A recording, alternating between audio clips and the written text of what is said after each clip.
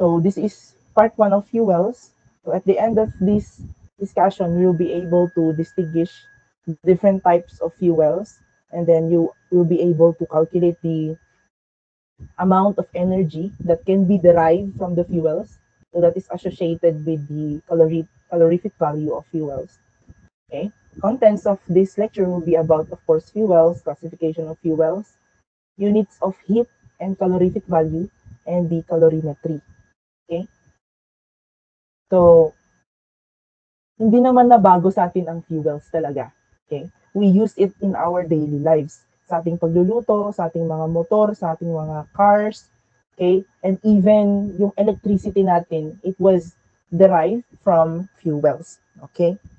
So, the International Energy Association or agency, it is a renowned statistics or analysis of the world's consumption of energy by source, by country, by region, okay, or kung ano man, okay. So this part of the topic is lifted from the reports of the International Energy Agency. So they have reported that there has been an increased fuel utilization. Okay, so dito sa ating figure here, okay, kung kita niyo yung figure, okay, sa figure natin, you see that these are the final or total final consumption by source. Okay, sa electricity, we are very reliant to that. Biofuels and waste, natural gas, oil products, and coal. So, tingnan nyo tong oil products. So, talagang sobrang laki since that is the source of our vehicle or some industry na gumagamit ng oil to provide an energy for their production, something ganyan, okay? So I'm going to show you sa latest ng IEA, okay, about the energy statistics data or the final consumption by source. So this is a more updated one, okay? So this is from 1975 to 2015. Okay, nung una, since hindi pa natin kasi alam ang tungkol sa oil, coal ang pinaka ginagamit ng buong mundo. So there was a time when we are so much reliant on coal. Yung coal kasi ay very bad source of carbon dioxide kasi ang ginagawa dito ay bino-burn ito to produce electricity. Okay? They combust coal to produce electricity, and it has a detrimental effect on the environment noon. Kaya may time na merong dark ages talaga. Okay? Sa London, kumbaga sa UK noon, dito nanggaling yung mga machineries or the equipment to convert coal into electricity noon. Okay? And they did not know about yung makakapal na usok na talagang pinapa-flare up lang nila doon. Okay? They did not know noon that that was contributing to global warming and of course detrimental to the environment. Okay, so noon, since wala pang masyadong alam ang mga tao sa pollution kasi wala pang masyadong pollution noon, nagkaroon ng napakalaking changes sa ating atmosphere because of this coal. Okay, we are so much reliant noon dyan. Okay, it is the source of energy noon. Okay, and then meron yung oil na din na minimina from the European countries. Okay, talagang minimina yan deep into the earth. Okay, yan yung namatay na malalaking hayop nung million years ago. It was converted into oil na ginagamit na natin as gasolina. Okay, so it is converted to fuel source of vehicles now. Okay, so as you can see, talagang sobrang reliant na tayo sa oil. Okay, na kahit anong bagay ay pwedeng paganahin. Okay, so sa industry, yung generator sets nila, ang kanilang fuel is oil. Okay, and we know that oil is a non-renewable source. Ibig sabihin ng non-renewable source, hindi siya nare-reproduce hindi na siya nare-reproduce. Okay, nauubos siya. Okay, so because that is a deposit sa ating earth lang. Okay, so there will come a time na wala na talagang oil at di na natin magamit ang mga sasakyan natin. And we will be more reliant on the electricity. So as you can see here, the trend of increasing electricity usage. Okay, so it is from about 150 to 400 kilotons of oil equivalent. Okay, so talagang napaka-reliant na tayo sa electricity ngayon. We cannot move around, we cannot be productive without electricity. Okay, so what we do is of course conserve, and then pagka hindi ginagamit yung mga bagay-bagay, you need to unplug kasi may hangganan ng lahat. Pero unlike oil, electricity is a fuel that can be reproduced from other sources like, you know, geothermal energy, pwede rin ang nuclear power plant, diba? Ang nuclear power plant, it is not as bad as we think. Basta handle siya correctly, diba? Okay. So, sino ba yung mga talagang gumagamit ng electricity ngayon? Okay? So, ang pinakamalaki is the industry. Ano yung mga industry na to? Of course, they use very, you know, yung talagang gumagamit ng electricity like pumps, heat exchangers, heaters. Okay? Yung mga yan, talagang ang lalaki ng kilowatts nila that they really use so much energy. Second, yung residential. So, this is very typical or common knowledge that, you know, tumataas na rin ang consumption ng electricity sa resident, lalo na dito sa Pilipinas. So, painit ng painit. So, they are more reliant on the air conditioners, ganon, electric fan, o yung mga talagang nagpapalamig sa kwarto ninyo. Okay, we are more reliant to that. Pati na sa pagluluto, some people do not use propane or yung gasol. Ang ginagamit nila is electricity. Diba? So, this electricity, of course, is converted from fuel, or it is converted from naturally derived fuels, or yung mga derived from natural fuels. Okay? So, today, syempre, sa isahin natin yan, we will have the classification of fuels din naman. Okay? Ayan. So, first, what is a fuel? So, pinag-uusapan natin ng fuel, but we did not have introduced what is fuel. So, I think hindi naman siya bago talaga sa inyo. Okay?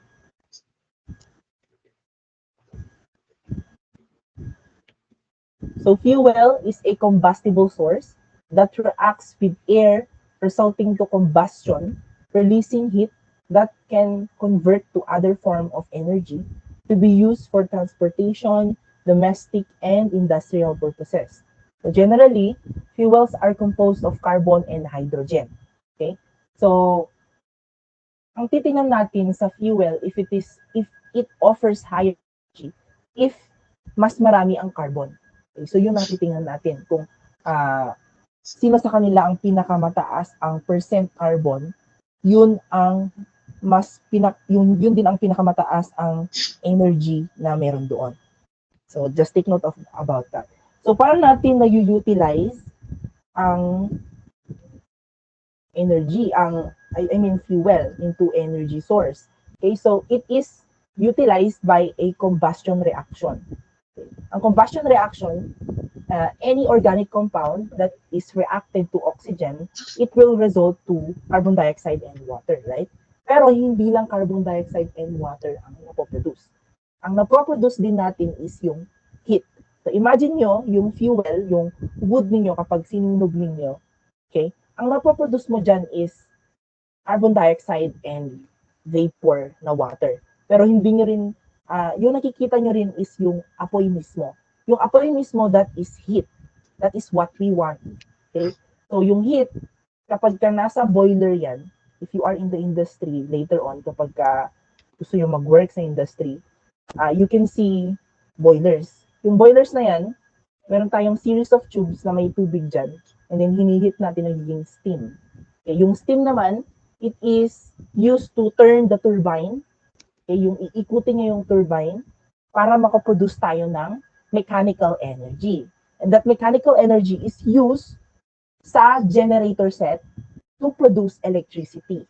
So, ganun yun. And then electricity, it can be converted to other forms of, like, kung gusto natin light energy, can be transformed to heat energy, mechanical energy, or even used to cool the room. Ganun. Okay? So, it came from the combustion of the fuel. Okay? Yan. So, can you give me fuel na alam niyo na natural? Anyone from the group? Ano yung mga nakikita niyong fuel?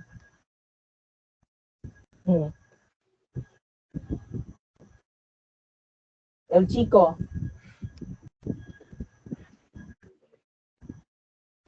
Sir, Ano yung mga fuel na alam mo? Yung natural. gas, sir. Ano? Yung gas. Shelley. Gas? Shelane. Okay, can be a fuel. Okay. Ano pa? How about krypton?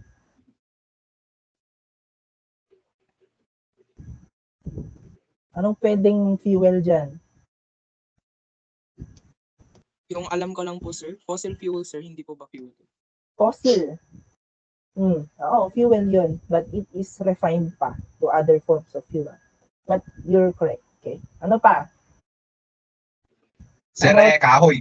Kahoy, tama. Kahoy is a fuel. Yung ginagamit natin panluto. Okay?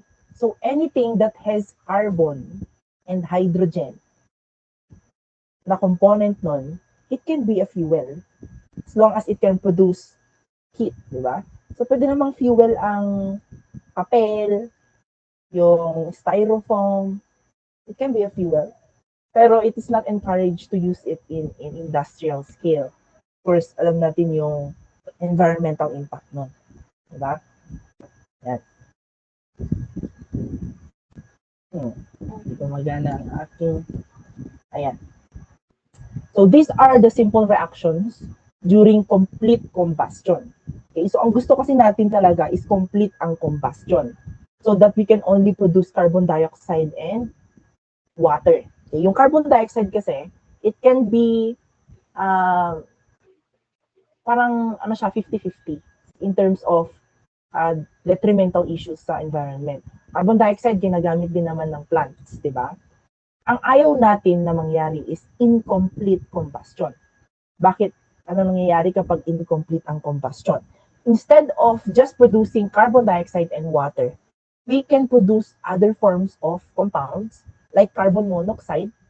Yung carbon monoxide natin, it is really contributing on the depletion of the ozone layer.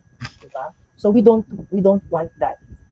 We need a complete combustion. And of course, kapag complete ang combustion, all carbon from the fuel is converted into carbon dioxide, which means all the energy from the fuel is utilized and converted into useful na work. Okay, so we want that. Gusto natin yun, na i-convert lahat kung anong meron sa fuel into energy. Okay?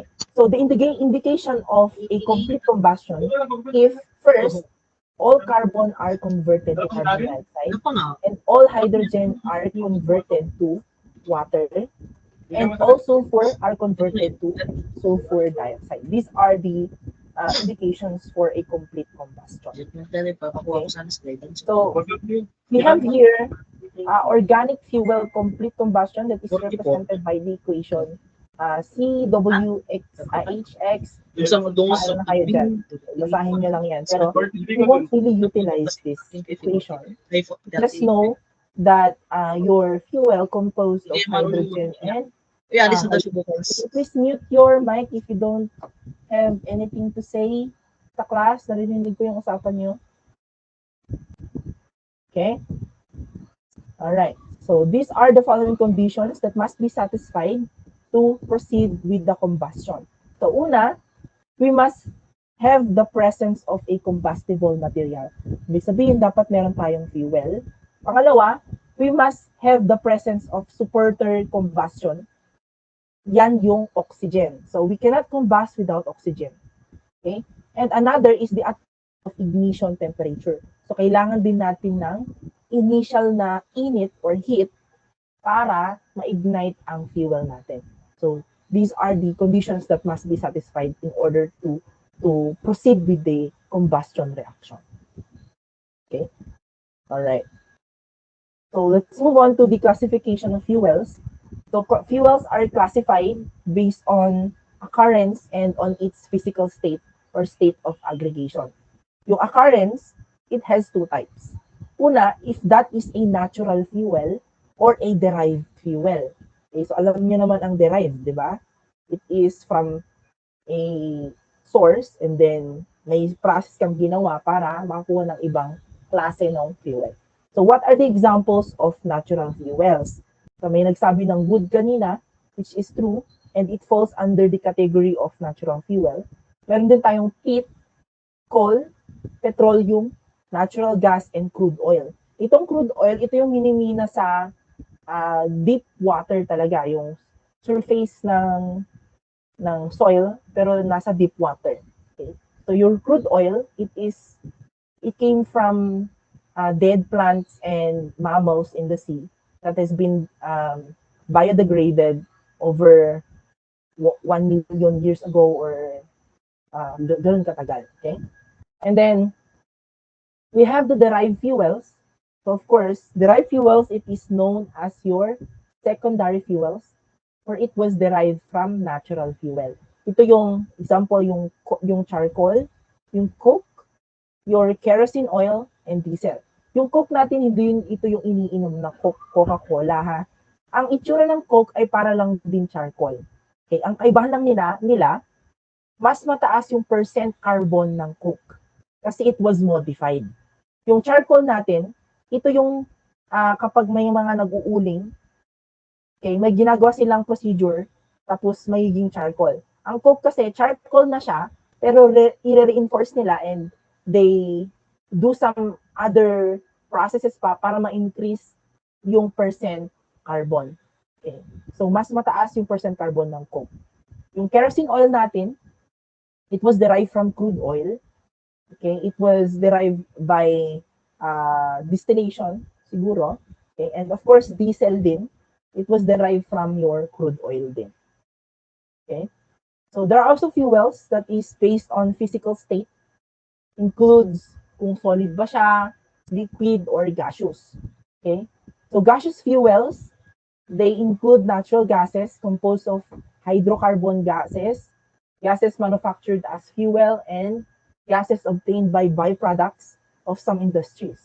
So it is classified as natural or derived gas. So pwede siyang natural or derived, basta yung itsura niya ay gas. Okay? So we have natural gas, it is associated with the petroleum oil deposits, the coal seams, and the decay of organic matter. Yung derived gases natin, ay example yung wood gas, of course galing yan sa fuel source na wood. And ginagawa siya by distillation or carbonization. So these reactions or separation processes, it is more studied in the field of chemical engineering. We don't need to understand distillation, carbonization, gasification, or hydrogenation.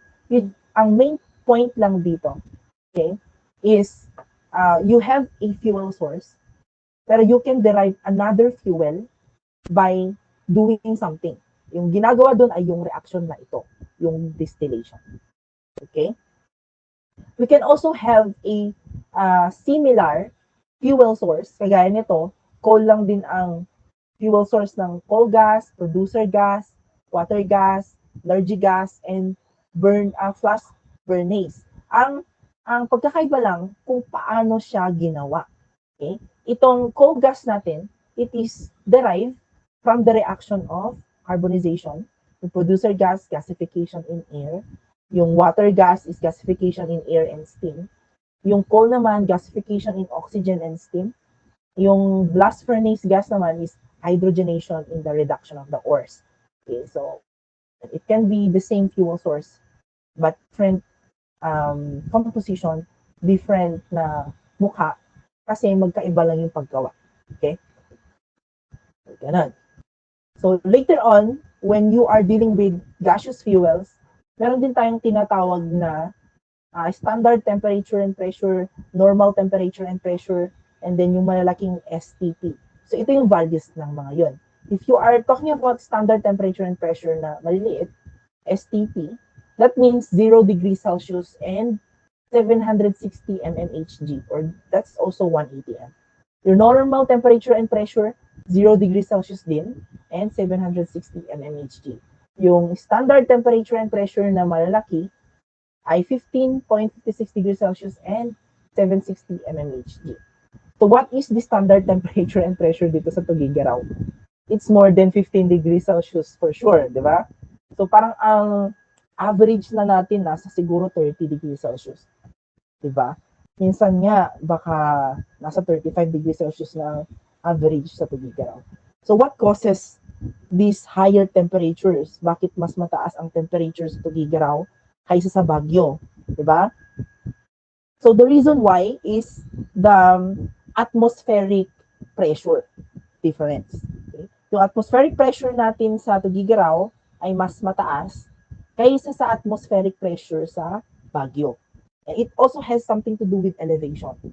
Ang Tuguegarao kasi, siguro below sea level. Ang ating Baguio City ay above sea level kasi nasa mountain yun. So, mas mainit siya doon, ay mas malamig siya doon kasi mas mababa ang pressure doon. So, huwag na kayong magtaka, bakit ang init-init sa Baguio hindi? Because of the differences in pressure and elevation. Okay? Ayun. So we also have what we call the partial pressure of water in gas. Ito yung pag-calculate ng vapor pressure using the Antoine's equation. Pero you don't need to delve more into this kasi hindi naman natin to itatakal. So I'm just saying on how we calculate for the vapor pressure of water. Okay? Ayan. We also have the liquid fuels. Okay? So liquid fuels, they are classified based on its chemical nature and usage. Okay? Yung petroleum crude oil, it is a deep brown oil derived from organic matter originally present in marine sediments. Ito yung sinabi ko sa inyo, naminimina yan sa kailaliman ng dagat. Okay? So it is mainly consists of hydrocarbons, paraffins, naphthenes, and aromatics in various compositions. Okay? So ang ultimate analysis niyan is yung carbon content niya ay napakataas talaga. Carbon content of petroleum crude oil ay nasa 83 to 87%. Yung hydrogen is 11 to 14%, sulfur is 0.5 to 3%, nitrogen is 0.1%, and oxygen is 2 to 3%. Okay? Yan. Sahin lang yung mga yan. So these are also these, sinabi ko sa inyo na separation processes to derive other forms of fuel. Ito yung distillation, fermentation process, gano'n. Hindi naman kayo cheming students, so you don't need to study. Okay? But of course, you just need to know, okay?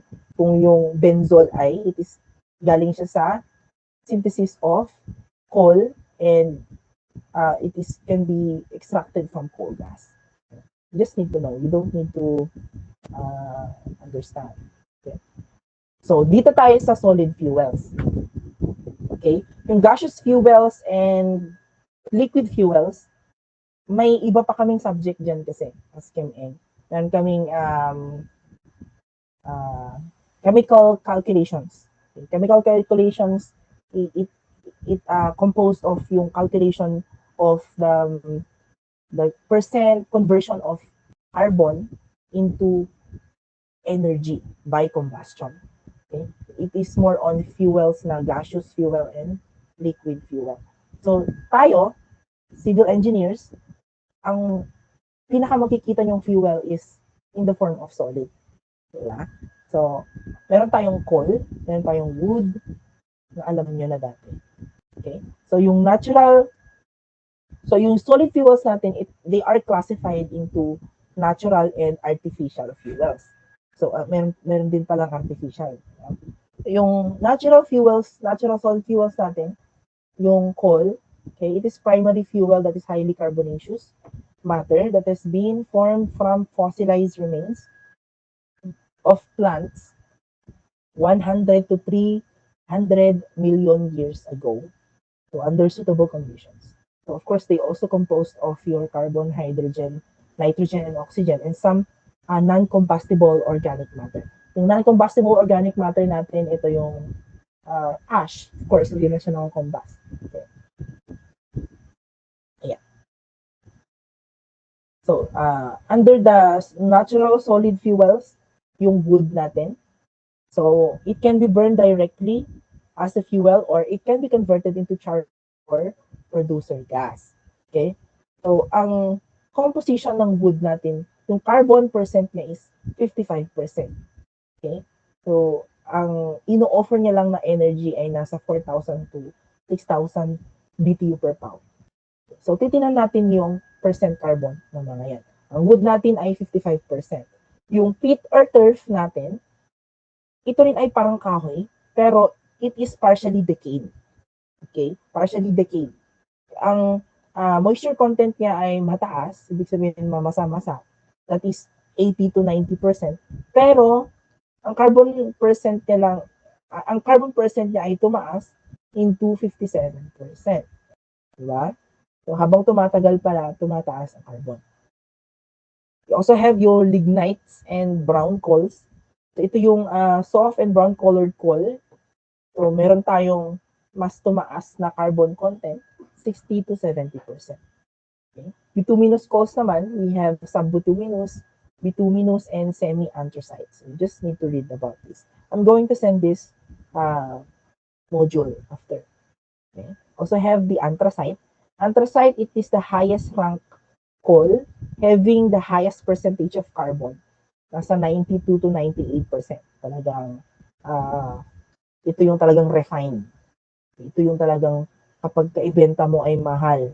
Kasi, ang taas ng binibigay niyang energy kasi mataas ang carbon. So, after yung natural solid fuel, we also have artificial solid fuels. Ito yung wood charcoal, peat charcoal, lignite briquettes, coke. Okay? Itong briquettes natin, more on, galing lang din naman sa natural solid fuel, pero it is called artificial kasi may mga certain processes na ginawa para ma-modify or mapataas pa yung percent carbon niya. Okay? Okay, so let's move on to the part where we compare solid, liquid, and gaseous fuels in terms of properties. Okay? So yung property number 1, in terms of price and availability, yung solid fuels natin yung pinaka-cheap at pinaka-easily available. Of course, it is natural, di ba? Ikita lang natin yan sa paligid.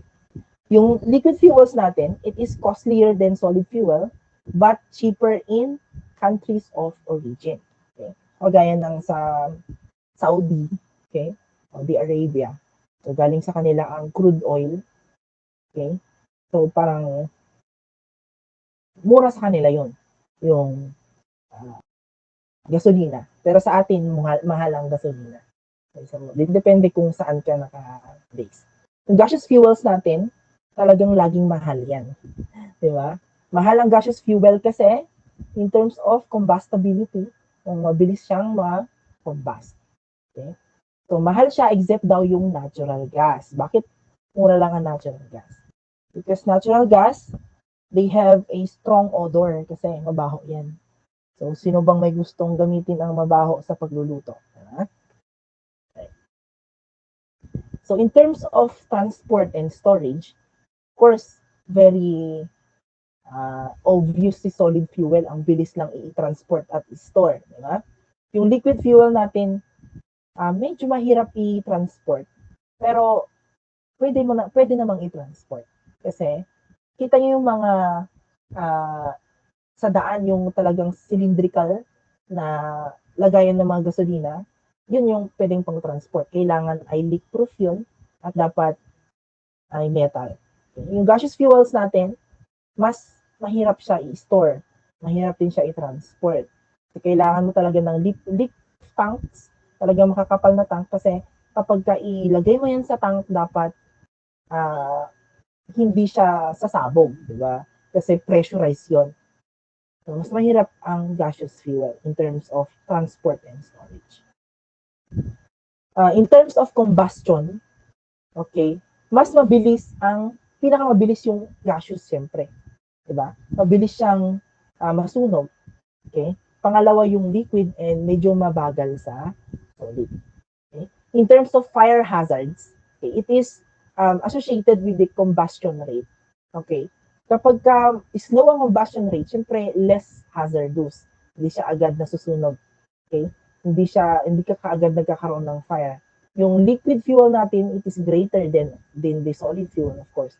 The gaseous fuel natin, it is the most hazardous in terms of fire hazards. Siyempre, ang bilis niyang combust. Diba? In terms of smoke and ash naman, of course, yung solid fuel natin, meron siyang fiber.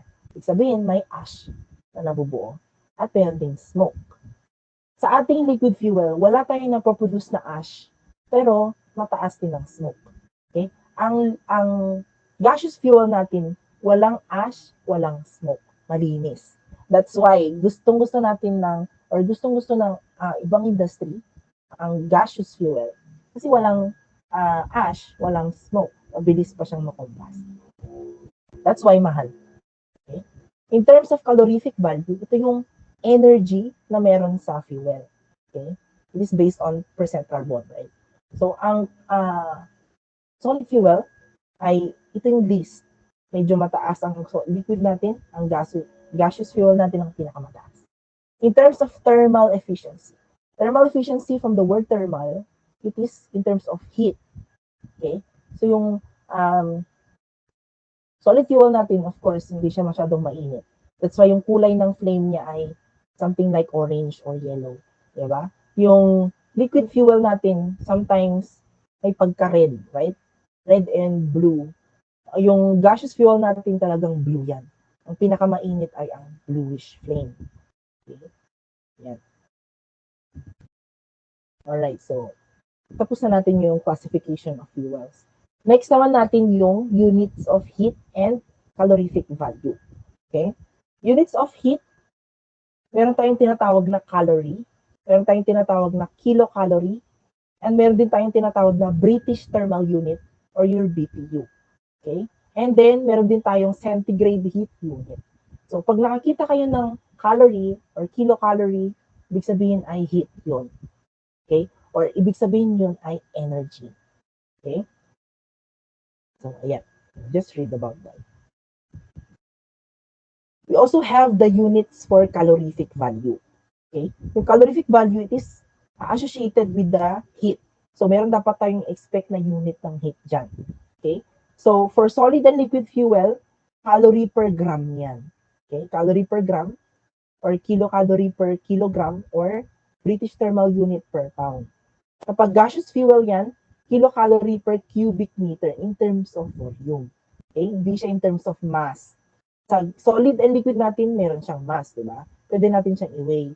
Pero ang gaseous fuel natin, how can you weigh that? So, that is quantified in terms of volume. Okay? All right. So, let's have this calorimetry and calorific value.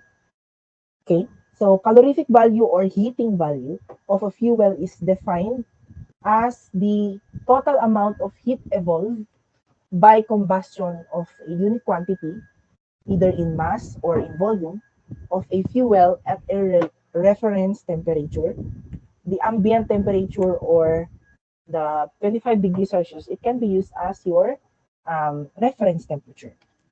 Okay?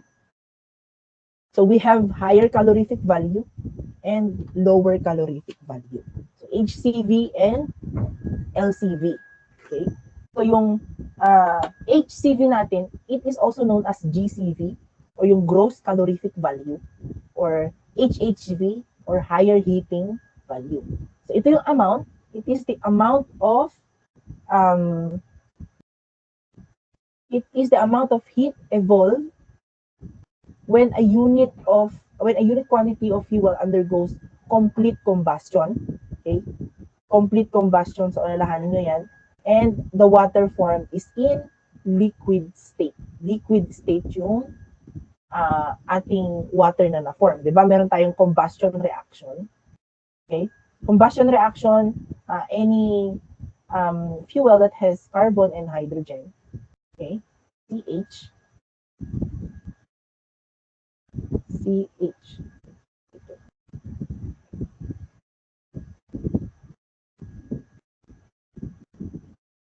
Plus oxygen yields carbon dioxide plus water. So, there are times na yung water natin, it is in terms of liquid, or sometimes yung water natin, it is in terms of vapor. Ang sinasabi dito sa ating higher calorific value, yung water na na-form after combustion is in liquid state. Okay? So, alalahanin niyo.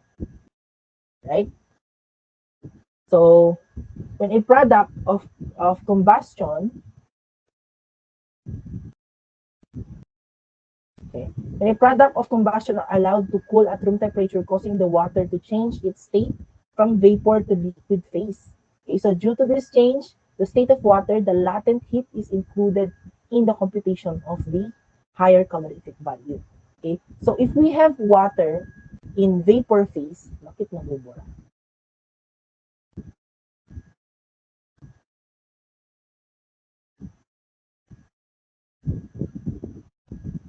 Wait lang.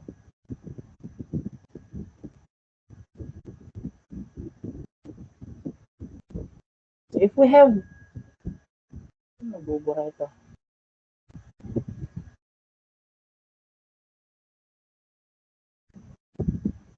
Wait lang.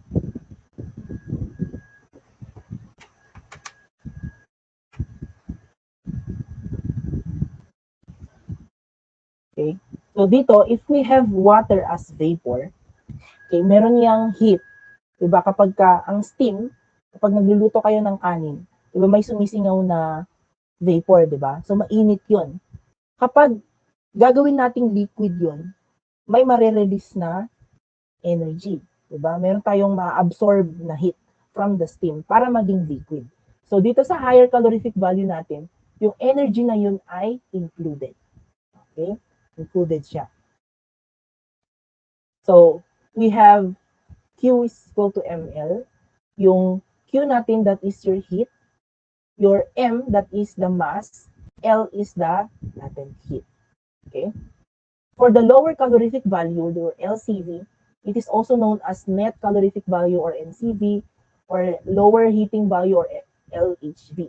Ang kaibahan dito, okay, yung after combustion, yung water ay in terms of gaseous state.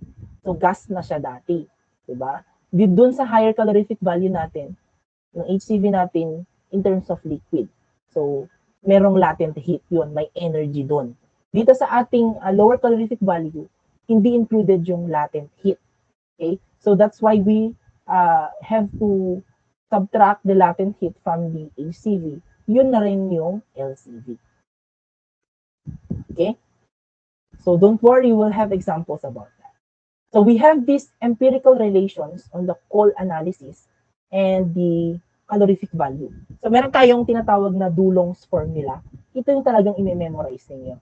Okay? So HCV, it is equal to 1 over 100, 80 carbon plus 34,500 times the quantity hydrogen minus oxygen over 8 plus 2,240 so forth. That is in terms of kilocalories per kilogram. Okay? So yung C dyan, yan yung carbon, yung H naman is hydrogen, yung O is oxygen, S is sulfur. That is in terms of percent by weight na meron.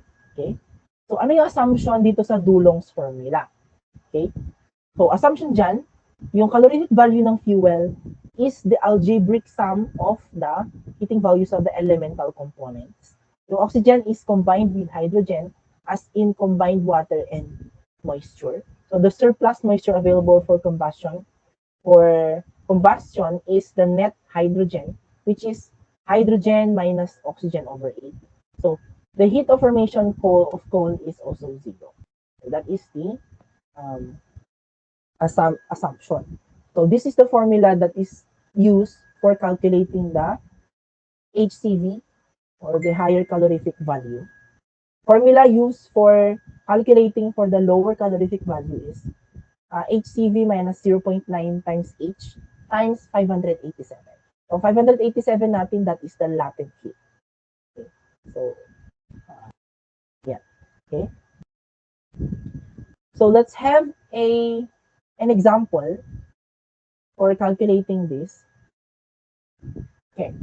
So first example, to calculate the gross and net calorific value of coal, having the following compositions: 85% carbon, 8% hydrogen, 4% ash, 2% nitrogen, 1% sulfur. The latent heat of combustion of steam now is 587 calories per gram. Okay? So, gross calorific value, yan din yung HCV. Diba? Okay, mali dito. Yung net calorific value, yan din yung LCV. So, HCV, that is equal to yung Dulong's formula. And then, substitute natin yung percent carbon, which is 85, yung hydrogen, and then oxygen. Okay? Walang binigay na oxygen, so 0 ang oxygen. Okay? And then, computing that, we have the HCV, which is equal to 9,650.4 calories per gram. Okay? Ganun lang, plug and play. So another example here about computation of calorific value. Of course, we have a coal has the following compositions by weight. Meron tayong carbon, oxygen, sulfur, nitrogen, and ash. So net calorific value, it is found to be 8,490.5. So, tinatanong sa atin the percent of hydrogen na meron. Okay? Percent of hydrogen na meron, and then the higher calorific value of coal. Okay? So, we can calculate for the higher calorific value and percent hydrogen simultaneously. So, simultaneously yan. So, we have the first formula for HCV. This HCV is equal to LCV plus 0.09H times 587. Okay? So, meron tayong LCV kasi. So, that is equal to 8,490.5 plus 52.8 hydrogen. Wala tayong hydrogen. Okay? And another equation, this is equation 1. Equation 1 ito. Equation 1. Okay? Yung another equation is from the Dulong's formula. So, meron naman lahat, hydrogen lang din ang wala. So, we equate the HCV from the different equation to solve for the percent hydrogen. So, kung meron na tayong percent hydrogen, we substitute that to either of the first two equations for HCV, and we can calculate for HCV. Ito. So, kuha na natin. Okay? So, later na yung next na example. So, this is a summary for the fuels, part 1. Okay, so fuels are classified into two. So, it is based on natural and secondary. So, under natural and secondary, it is classified again in terms of physical state. So, kung instead of solid, in terms of solid ba siya, in terms of liquid, or in terms of gas. Okay? Ayan. So, yan lang yun yung so, ano yung pagkakaiba ng dalawang? So, these are the summary, right? So, summary. First, meron tayong empirical relation of calorific values. We have the formula for the Dulong's formula, yung HCV, and then LCV. And we have the difference between the gross and calorific value, gross and net calorific value. So, sa gross calorific value, ulitin lang ulit natin, it is the amount of heat released when unit of quantity of fuel is burned completely and the combustion are allowed to cool at room temperature. So, water natin ay in terms of liquid state. Yung sa net calorific value in terms of gas ang water. Okay? Sa gross calorific value, yung latent heat, it is included. Sa ating net calorific, hindi siya included. Okay? Sa ating gross calorific, it is also known as HCV. Okay? LCV naman dito. Higher than the net calorific value, of course. Higher than net calorific value ang gross. Ayan. So also take note of the units. Okay? Units for solid and liquid, it is heat over mass. Gaseous fuel natin, heat over volume. We have the unit of conversions also here. Okay? Yeah. So these are the references used for this lecture. We have book by the Concise Engineering Chemistry 2nd edition, Stoichiometry of Fuel. So yung Stoichiometry of Fuel, combustion-related process industries, this is lifted from a book where chemical engineers really utilize. Meron tayong engineering chemistry. So any question about this? Do you have any question?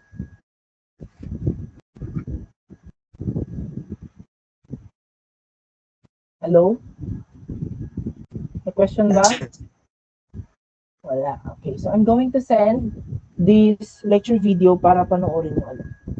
Okay, you need to study electrochemistry. Take quiz nyo sa Wednesday. And then, quiz din about nuclear chemistry next Wednesday ulit. And then, quiz about fuels next Wednesday. Okay. Okay. Wala pa tayong quiz sa finals, di ba? So, first quiz nyo about electrochemistry. Okay? Any question? Okay, so after ng mga quizzes ninyo, we'll proceed to or just after the lecture about fuels part 2, mag-a-assign na ako ng i-report ninyo. Okay, so more on blah-blah naman yun. So, tinapos ko yung talagang hindi nyo kayang i-discuss sa klase. Yung iba, alam kong kayang-kaya nyo. Okay? So, tinapos ko yung Unit 1 and Unit 2. Unit 2 yung pinakamahirap sa chemistry for engineers. So, we're about to finish that. Yung next naman is about materials. Yung materials naman, it's about metals and polymers. Okay, yung composition ng metal, kung para saan ng metal, how will you relate that to your course as civil engineering students, di ba? So, yun yung pinakakailangan ninyo. You have to investigate, di ba? Kung saan ba siya kakailanganin. Kung anong material ang kailangan for building your bridges, di ba? O magkaibang cement yun. Sa cement na gagamitin nyo sa bahay lang. Yan, diba? And other polymers, kung paano ginawa yung polymers na yun. Okay? So, I will assign later on. So, ilan kayo? Later ako yung mag-group. Magbibigay ako ng group leaders. Yung mga group leaders ang maghahanap ng ka-group nila. Later on. So, Mayor, ipaalala mo sa akin later.